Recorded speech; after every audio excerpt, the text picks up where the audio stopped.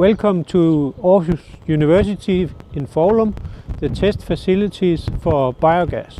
Test facilities here in Foulum are among the biggest test facilities in the world, and they have various pre-treatment facilities, as you can see here, for treatment of solid biomasses going into the biogas. So here we have our solid dosing unit. We treat a lot of solid material in our biogas reactor, that is mainly straw and grass from set-aside areas and solid manure. And we mix it all together in this dosing unit, and all the solid material is afterwards treated in an extrudation unit, which macerates the biomass and grind it, and in that way makes it possible to treat together with the liquid manure. So in part of the year we are running our biogas plant in an organic mode. This means that we treat mainly substrate and biomass from organic farming, which means that we can make a fertilizer product that can be used in organic agriculture. It's very important to have facilities capable of handling solid biomasses with a high energy content, like the biomasses you see here. They are cheap and they are very energy rich and contribute to the feasibility of the biogas production. In the background you see the biggest reactor at the plant, a 1200 cubic meters biogas reactor capable of handling solid and liquid biomass of various kinds. After the biogas digesters, there's a possibility to separate the degassed biomass in a solid and a liquid fraction in both a filter press and a decanter centrifuge.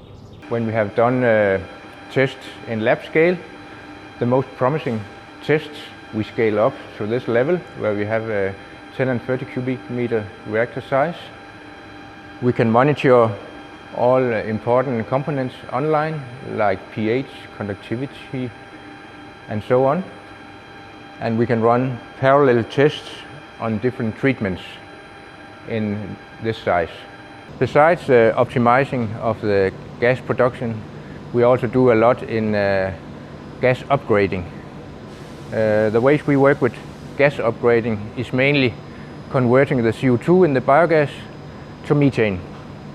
That can be done in several ways. We do injection of hydrogen directly into the biological process in our main digester, but besides that we also work with the catalytic way.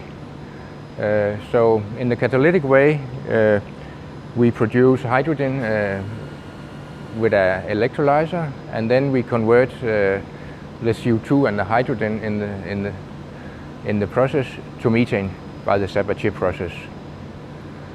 The reason why this is interesting is that it's a way to store electricity.